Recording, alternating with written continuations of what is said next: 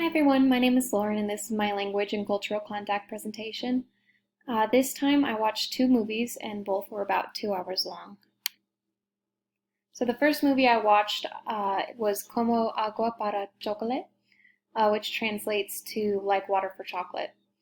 It's based on the novel by Laura Esquivel, and it follows the life of Tita, who is forbidden by her mother to marry the love of her life, Pedro, due to a family tradition where the youngest daughter never weds so that she can take care of her mother in old age. This leads to Pedro marrying her sister in order to stay close to her.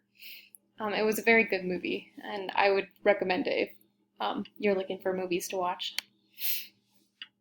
So some of the vocabulary that I learned from this was costumbre is custom or tradition, casar is to marry, tejido is to weave, and in the context of this movie, it meant that she was crocheting. And then there's lloro, which is I cry, and lastimo is apology. So one simple thing that I noticed at the beginning of the movie is that the mothers and the fathers of the families in the movies were given the title Don or Donna rather than Señor or Señorita. In addition to that, there were several themes of love and intense emotion, magic through this emotion, as well as spirits and curses. And while these are pretty similar to themes that you would see in American movies, it was much more intense, having a lot more of a tragic flair to it. And in the magic, there were several times in the movies in which Tita's cooking influences other characters' feelings. For example, when Pedro and Tita's sister are marrying, Tita's mother requires her to cook the wedding cake. So that night, she cries into the cake batter before finishing the cake because, you know, she's losing the love of her life and he's marrying her sister. And so the next day, when the cake is served at the wedding, everyone begins to cry intensely, feeling an intense longing to be with their true love. So that was just one example of the many times that this sort of magic through emotions was occurring through the movie. Finally, there was the recurring ghosts and spirits throughout the show, with Tita's mother appearing to say that she had cursed Pedro and Tita's love. And all of these themes result in what is known as magical realism, which is a literary movement that was spearheaded by the Latin American authors. And the magical realism in this film presents through Tita's cooking, in which her inner feelings are manifested in the physical world. And it's just kind of magic that's accepted as real in this film. So overall, it was a really good film. The second one I watched was No se aceptan devoluciones, which is not accepting returns.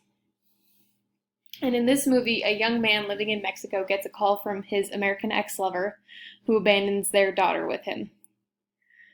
He goes to LA to try to find the mother to return the child because he has a lot of fear of commitment and stuff.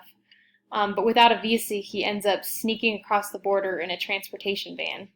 And unable to find his daughter's mother, he decides to keep Maggie, which is the daughter.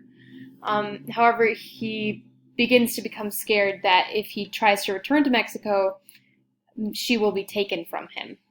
So he stays in LA as a stuntman. A few of the vocabulary that I learned was el miedo, which is fear, corretin, which is cut, cabeza dolorida, which is head pain, el verdad is the truth, el embusto is liar.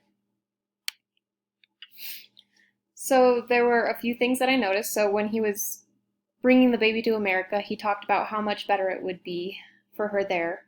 And I think this showed similar sentiments to the migrants that come from Mexico into America. And then there was the reoccurring imagery of wolves. So if there was something he was absolutely terrified of, it would basically turn into a wolf.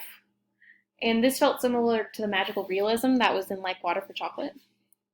And then the next thing I noticed was kind of a small thing, but it was the importance of soccer throughout the film. It was the first thing that Valentin taught his daughter, and the Spanish soccer like teams and players are mentioned throughout the film. And overall, there was two similarities that I noticed between the two movies. One was the length. Both of them were about 2 hours long, which I thought was interesting. It seems like most of the American movies I watch are about an hour and a half to an hour and 45 minutes, and not very many beyond that. So it might have just been the two movies I watched, but I thought it was interesting. The second commonality that I noticed was in both films they were intended to be dramatic and tragic, but they were able to cut these intensely emotional scenes with comedy, like odd characters, funny storylines, stuff like that. And the comedy did not seem to detract from the overall tone of the movie, the great tragedy that occurs, but it definitely made it easier to bear these more tragic moments. And that is it. Thank you for watching my presentation.